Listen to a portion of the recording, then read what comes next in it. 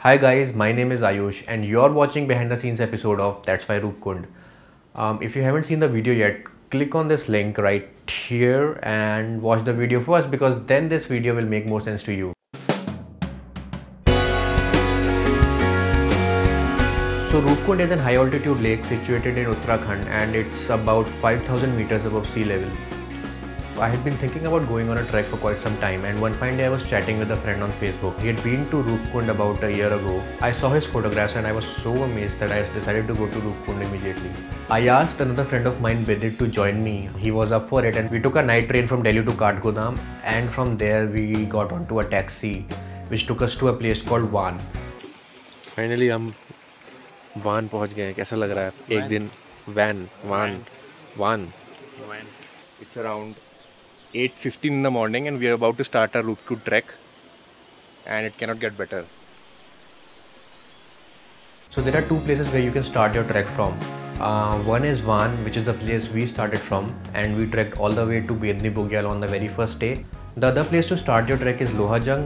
A lot of people start from Lohajang and they trek all the way to Bidna on the first day and then to Bedni Bugyal on the second. So ये toilet paper लेके कहाँ जा रहे हो विदित? To do something unspeakable of. Do you mean Voldemort से मिलने? Yes. वो toilet paper लेता है क्या? I and Bidit went there with a local guy. His name is Krishna. Krishna is an awesome guy. He took care of all our food, our tent, our sleeping bags and everything. All we had to do was trek. I'm mentioning his number in the description below, so you can call him directly if you want to.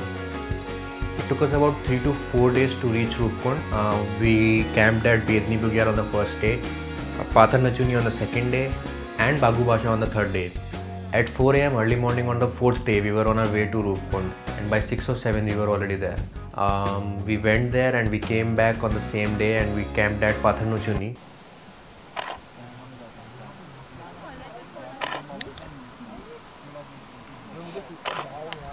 While coming back, we did not take the usual route. We actually skipped Bedni Bugyal and we went to Ali Bugyal instead. And in the entire trip, for me personally, Ali Bugyal was the best experience, mainly because it was not at all crowded and there was a very big patch of greenery over there, and in the middle of it there was a small dhaba kind of a place where we had Maggie. For me personally, being there at that moment was the best experience on the entire trip. Despite the body being completely exhausted and still pushing for it, I think that is something that came back with me on this entire trek. And I think it's experiences such as these which actually make the entire thing work. All I did was ask myself why I want to do this, and I think that is what kept me going.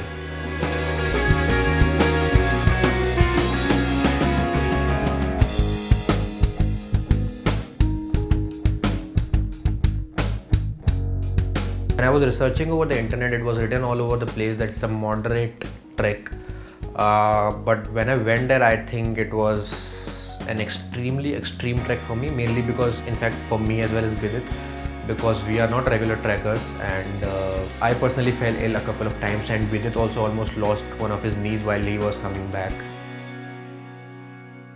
Roopkund is also called the Mecca of trekking in India, mainly because there are a lot of trekkers who go there and the number is increasing day by day, which results in a lot of garbage being accumulated on the path and on the camps as well. One interesting thing that happened was we met a group called Green Trails by India Hikes, and all they were doing was collecting all the garbage they found on their way.